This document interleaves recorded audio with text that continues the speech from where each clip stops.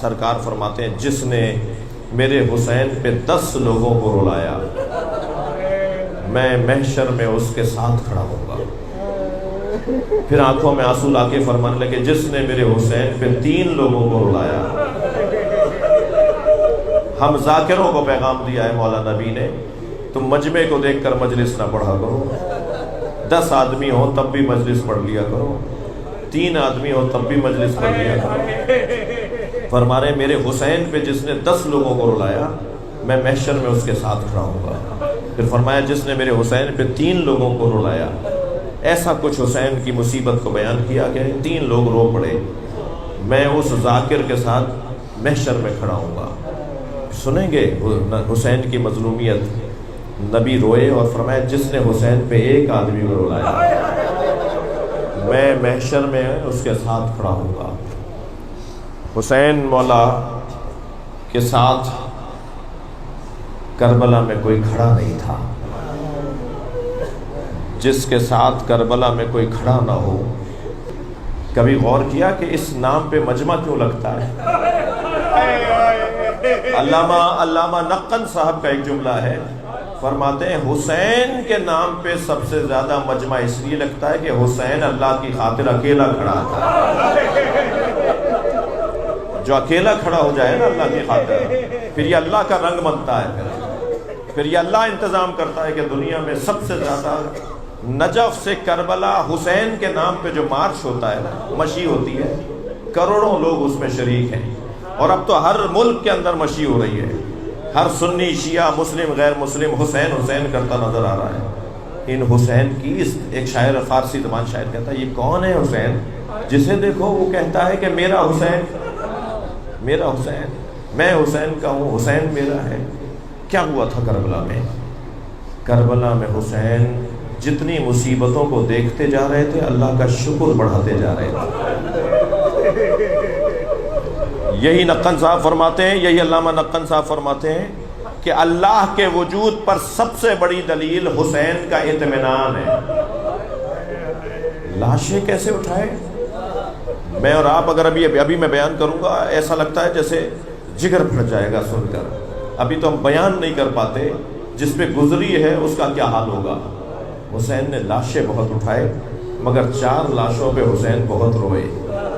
ایک لاشا جس پہ حسین بہت روئے، آنکھوں سے آنسو آ رہے تھے اور اللہ کا شکر ادا کر رہے تھے، یا اللہ تیرا شکر ہے۔ جس لاشے پہ حسین بہت روئے اور اللہ کا شکر کرتے رہے وہ لاشا قاسم کا لاشا،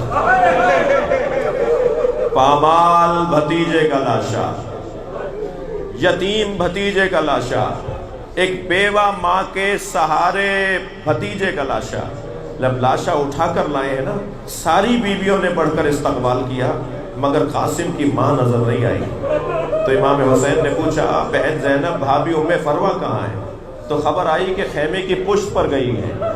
جب خیمے کی پشت پہ جا کے دیکھا تو پیشانی سجدے میں تھی اور ایک ہی تسبیح پڑھ رہی تھی، شکرن شکرا حقا حقا، یا اللہ تیرا شکر ہے تو نے میری قربانی قبول کر لی۔ اجرکم اللہ، اجرکم اللہ، اللہ آپ کو کسی غم میں نہ رلائے۔ ایک جنازہ جس پہ حسین بہت روئے وہ قاسم کا جنازہ ہے۔ دوسرے جنازے کا نام سنیں گے جس جنازے پہ حسین بہت روئے ہیں، وہ ہے عباس۔ کمر پکڑ پکڑ کر عباس کے لاشے پہ پہنچے، اور جب لاشے پہ پہنچے تو مولا کے بازو کٹے ہوئے تھے۔ مولا عباس کا سر اپنی آغوش میں مولا حسین نے لے لیا، حضرت عباس نے اپنا سر ہٹا دیا، پھر مولا حسین نے اپنے آغوش میں سر لے لیا، تو حضرت عباس نے پھر ہٹانا چاہا تو فرمایا عباس تم اپنا سر کیوں ہٹاتے ہو، ہمارے زانوں سے اپنا سر کیوں ہٹاتے ہو؟ تو فرمان لگے مولا یہ شہزادوں کی جگہ ہے، کہاں زانو حسین اور کہاں غلام کا سر۔ میں کہوں گا مولا شاید آپ نے اس لیے سر ہٹا لیا کہ ابھی تو میرا سر حسین کی آغوش میں ہے، کچھ دیر بعد حسین کا سر کہاں ہوگا۔ اجرکم اللہ، اجرکم اللہ، حق ہے بلند آواز سے گریہ کرنا۔ یہ دوسرا لاشا ہے جس پر امام حسین بہت روئے۔ تیسرے لاشے کا نام سنیں گے، وہ لاشا علی اکبر کا لاشا۔ اللہ، بڑا امتحان تھا امام حسین کا، بڑی آزمائش تھی امام حسین کی۔ علی اکبر کا لاشا جب بھیجا ہے نا حضرت علی اکبر کو، ابھی حضرت علی اکبر کا گھوڑا آگے گیا ہے، جوان مجلس میں بیٹھے ہوئے ہیں، تو انہوں نے مولا حضرت علی اکبر نے محسوس کیا جیسے پیچھے کوئی دوڑتا ہوا آ رہا ہے۔ حضرت علی اکبر جا رہے ہیں گھوڑے پر اور محسوس ہو رہا ہے جیسے کوئی پیچھے دوڑتا ہوا آ رہا ہے، تو مڑ کر دیکھا تو امام حسین دوڑتے ہوئے آ رہے ہیں۔ فوراً حضرت علی اکبر گھوڑے سے اترے، قریب جا کر کہا بابا آپ نے تو مجھے رخصت دے دی تھی۔ فرمانے لگے کاش تمہارے تم جیسا جوان بیٹا ہوتا، پھر میں پوچھتا کہ جوان کو مرنے کی اجازت کیسے دیتے ہیں۔ ایک مرتبہ گلے لگا کے بہت پیار کیا، حضرت علی اکبر کو پھر میدان میں بھیجا اور خیموں کے قریب آ کر جناب فضہ سے فرمایا فضہ جا کے علی اکبر کی ماں سے کہو کہ ماں کی دعا اولاد کے حق میں زیادہ قبول ہوتی ہے۔ علی اکبر کی ماں دعا کرے کہ میں ایک مرتبہ اور علی اکبر کو دیکھا۔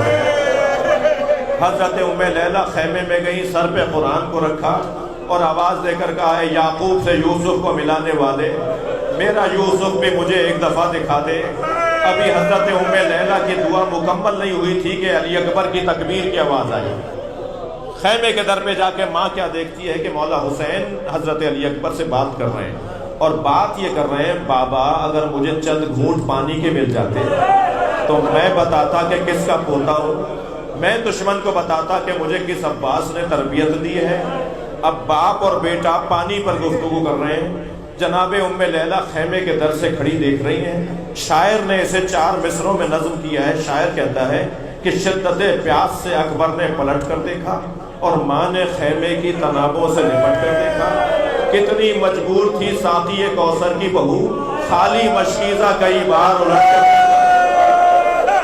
اجر و کمال اللہ۔ مجلس ہو گئی، میں اپنا آخری جملہ کہتا ہوں، یہ ایک لاشا ہے جس پر حسین بہت روئے، اور آخری لاشے کا نام سن لیجئے، لاشا چھوٹا بہت تھا مگر حسین سے اٹھتا نہیں تھا۔ کبھی آگے جاتے تھے انا للہ، کبھی پیچھے آتے تھے علی اصغر کا ننھا سا لاشا کربلا کی زمین پر دفنا دیا۔ یہ سب سے بڑی آزمائش حسین کی۔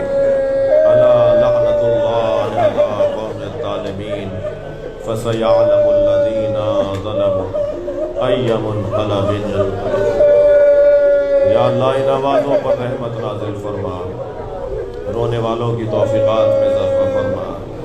بانیان مجلس، حاضرین مجلس، ہمارے انور بھائی، ان کے خاندان، ان کے عزیز و قارب، آپ سب کو یا اللہ ان سب کو اپنے حفظ و امان میں قرار فرما، ہماری عاقبت بخیر فرما۔